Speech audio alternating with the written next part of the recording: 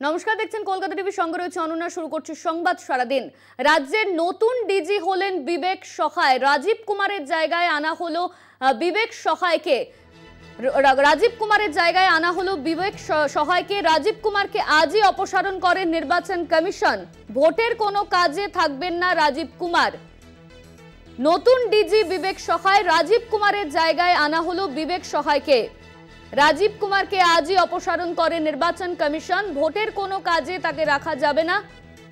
এরপর তিনজন অফিসারের নাম দেওয়া হয়, তার মধ্যে নতুন ডিজি হলেন বিবেক সহায়। রাজীব কুমারের জায়গায় আনা হলো এই বিবেক সহায়কে। আজই রাজীব কুমারকে অপসারণ করেন নির্বাচন কমিশন। ভোটের কোনো কাজে থাকবেন না রাজীব কুমার। রাজ্য পুলিশের নতুন ডিজি বিবেক সহায়। রাজীব কুমারের জায়গায় আনা হলো বিবেক সহায়কে। ভোটের কোনো কাজে থাকবেন না রাজীব কুমার। রাজ্য পুলিশের ডিজি পদে রাজীব কুমারকে নির্বাচন করা হয়। লোকসভা ভোটের আগেই রাজ্য পুলিশের ডিজি রাজীব কুমারের দায়িত্বে আনা হলো বিবেক সহায়কে।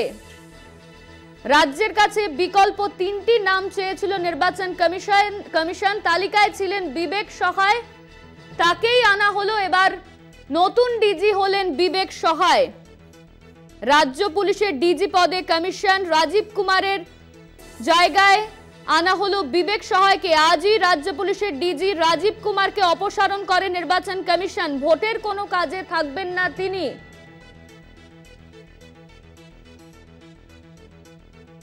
লোকসভা নির্বাচনের আগে রাজ্য পুলিশের ডিজি রাজীব কুমারের দায়িত্ব থেকে সরানোর নির্দেশ। রাজ্য সরকারের কাছে বিকল্প তিনটি নাম চেয়েছিল নির্বাচন কমিশন। সোমবার বিকেল 5টার মধ্যে সেই প্রস্তাব জমা দেওয়ার নির্দেশ দেওয়া হয়েছিল কমিশনের তরফে। সেই সময়সীমা মেনেই রাজীবের জায়গায় আনা হলো বিবেক সহায়কে। 3 অফিসারের নাম দেওয়া হয়েছিল, সেই তালিকায় প্রথম নাম ছিল এই বিবেক সহায়ের। তাকেই করা হলো রাজ্যের ডিজি। রাজীব কুমারের জায়গায় আনা হলো বিবেক সহায়কে।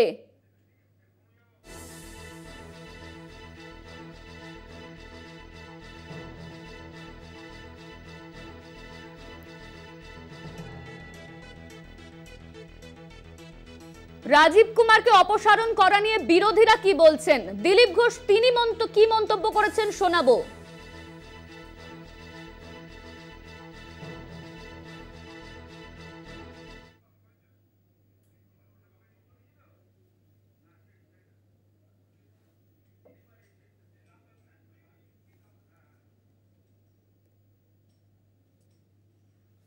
রাজীব কুমার প্রথম থেকে বিতর্কিত ছিলেন। তিনি কোনো একটি দল বা নেতার প্রতি বিশেষ আর আনুগত্য দেখান, তাকে নিয়ে সবসময় বিতর্ক হয়েছে। তাকে যখন রিলিভ করা হয় তখনও বিতর্ক হয়েছিল এখানে। তো এই ধরনের ব্যক্তির বিভিন্ন তদন্তে তার নিরপেক্ষতা নিয়ে সন্দেহ ছিল। তো স্বাভাবিক এরকম ব্যক্তিকে রাখা উচিত নয় এই ইলেকশনেতে, মানুষ প্রশ্ন করবে। আমার মনে হয় সেই জন্যই কমিশন এটা করেছে। আরো অনেক অফিসারকে বদল করা উচিত, যারা এখানে বিভিন্ন সময় ইলেকশনে এই যে অনিয়মিতা করেছেন। তাদের সামনে হয়েছে পঞ্চায়েত ইলেকশন থেকে আরম্ভ করে গত বিধানসভা বা পৌরসভা ইলেকশনে তাদের রোল মোটেই সন্দেহের ঊর্ধ্বে ছিল না। নির্বাচন কমিশন আমাদের রাজ্যের নির্বাচন পরিচালনার জন্য প্রশাসনের অন্দরে পরিবর্তনের যে প্রথম পদক্ষেপটা গ্রহণ করলেন তাকে স্বাগত জানাচ্ছি। উনি অত্যন্ত দক্ষ অফিসার, কোনো সন্দেহ নেই। কিন্তু যেভাবে তৃণমূল কংগ্রেসকে সাহায্য করেছেন, সারদার তথ্য লোপাট করেছেন, তাতে রাজীব কুমারের অপসারণ পশ্চিমবাংলার শান্তিপূর্ণ নির্বাচনের আবশ্যিক শর্ত ছিল। নির্বাচন কমিশনকে ধন্যবাদ এবং নির্বাচন কমিশনের কাছে আবেদন, কেন্দ্রীয় বাহিনী আসুক, আধা সামরিক বাহিনী আসুক, কিন্তু বুথের ভেতর রাজ্য পুলিশ এটাকে বন্ধ করতেই হবে। রাজীব কুমারকে সরানো নিয়ে তৃণমূল নেতা শান্তনু সেন তিনি কি বলেছেন শোনাবো।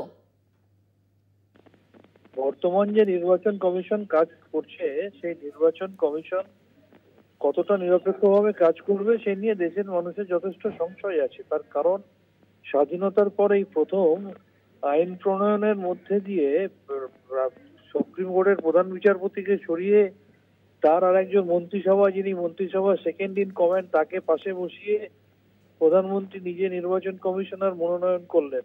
সেই নির্বাচন কমিশন কতটা নিরপেক্ষভাবে কাজ করবে সেটা তো দেশের মানুষের মনে প্রশ্ন আছেই। যেখানে তামিলনাড়ুতে এক দফায় ভোট হতে পারে, বাংলায় সেদিকে 7 দফায়। অতীতে নির্বাচন কমিশনকে বিজেপির নেতাদের নির্দেশ থেকে দিতে শুনেছি, তারা ডিকটেট করছে পোলিং বুথ এজেন্টের ক্রাইটেরিয়া কি হবে। সুতরাং সামগ্রিকভাবে নির্বাচন কমিশন কতটা নিরপেক্ষ থাকবে সেই নিয়ে যথেষ্ট সংশয় আছে, কারণ ভারতীয় জনতা পার্টি কোনো স্বশাসিত সংস্থাকেই আর নিরপেক্ষ থাকতে দেয়।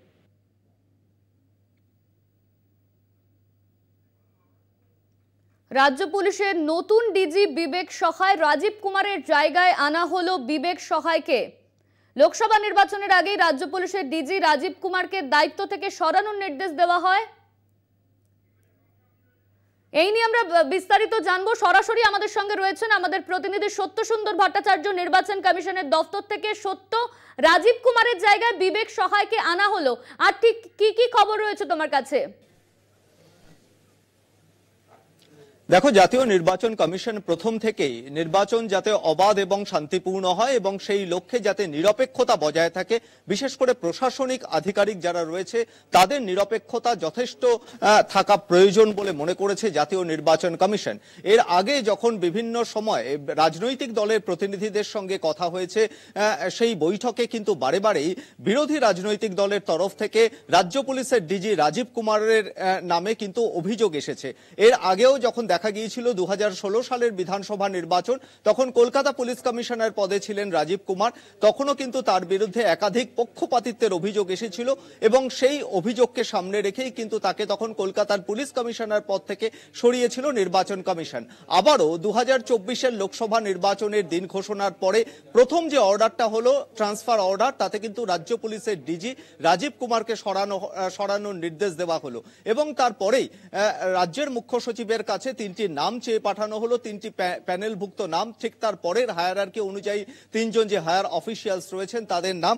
এবং সেই জায়গায় বিবেক সহায় 1988 ব্যাচের আইপিএস অফিসার, তারপরে সঞ্জয় মুখোপাধ্যায় 1989 ব্যাচের আইপিএস অফিসার এবং রাজেশ কুমার যিনি 1990 ব্যাচের আইপিএস অফিসার, এই 3 জনের নাম নবান্ন থেকে কিন্তু পাঠানো হয় নির্বাচন কমিশনে। তার মধ্যে থেকেই বেছে নেওয়া হয়েছে বিবেক সহায়কে, যিনি 1988 ব্যাচের আইপিএস অফিসার ছিলেন এবং যিনি ডিজি হোমগার্ড পদে ছিলেন। সেই জায়গা থেকে তিনি রাজ্য পুলিশের ডিজি পদে এলেন। অর্থাৎ গোটা যে লোকসভা নির্বাচন প্রক্রিয়া, সেই নির্বাচন প্রক্রিয়াতে যাতে নিরপেক্ষতা বজায় থাকে সেই দিক চিন্তা ভাবনা করেই কিন্তু বিবেক সহায়কে নতুন ডিজি পদে নিয়ে আসা হয়েছে। সেক্ষেত্রে গোটা আইন শৃঙ্খলা পরিস্থিতি রক্ষা এবং সেই জায়গায় নিরপেক্ষতা বজায় রাখা, সেই দায়িত্বও কিন্তু বিবেক সহায়ের ওপর থাকছে। সেই কারণে সেই বিষয়টি মাথায় রেখেই কিন্তু নির্বাচন কমিশনের তরফ থেকে বিবেক সহায়কে এই রাজ্য পুলিশের ডিজি পদে নিয়ে আসা হয়েছে। এর আগেও যখন দেখা গিয়েছিল নির্বাচন কমিশনের ফুল বেঞ্চ শহরে বৈঠক করেছিল, তখনও কিন্তু রাজ্য পুলিশের ডিজি রাজীব কুমারের নামে একাধিক অভিযোগ এসেছিল। সেই অভিযোগের ভিত্তিতেই বলা যেতে পারে কিন্তু তাকে সরিয়ে দেওয়া হয় এবং নতুন ডিজি হিসেবে বিবেক সহায়কে নিয়ে আসা হয়েছে নির্বাচন কমিশনের তরফে। এই যে বিবেক সহায়, তিনি কি এখন থেকেই কাজ শুরু করবেন?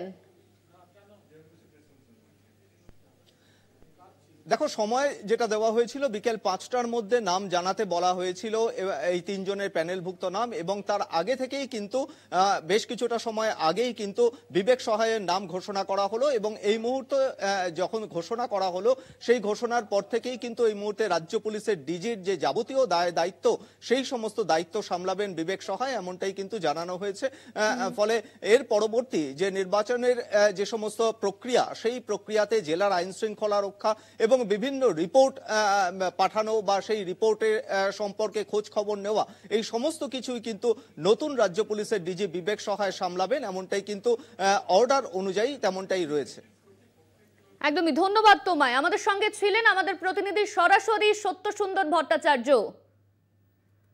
রাজ্য পুলিশের নতুন ডিজি বিবেক সহায়, রাজীব কুমারের জায়গায় আনা হলো বিবেক সহায়কে। বিকেল 5টার মধ্যে নাম দেওয়ার কথা বলা হয়েছিল, সেই মতোই কিন্তু বিবেক সহায়কে ডিজি পদে নিয়োগ করা হয়েছে আর বিকেল 5টার পর থেকেই সে সমস্ত দায়িত্ব পালন করবে, এমনই জানানো হয়েছে।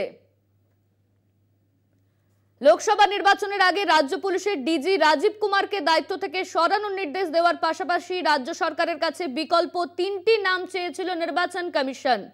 সোমবার বিকেল 5টার মধ্যে জমা দেওয়ার নির্দেশ দেওয়া হয়েছিল কমিশনের তরফে। সেই মতোই কিন্তু বিবেক সহায়ের নাম প্রথমে ছিল।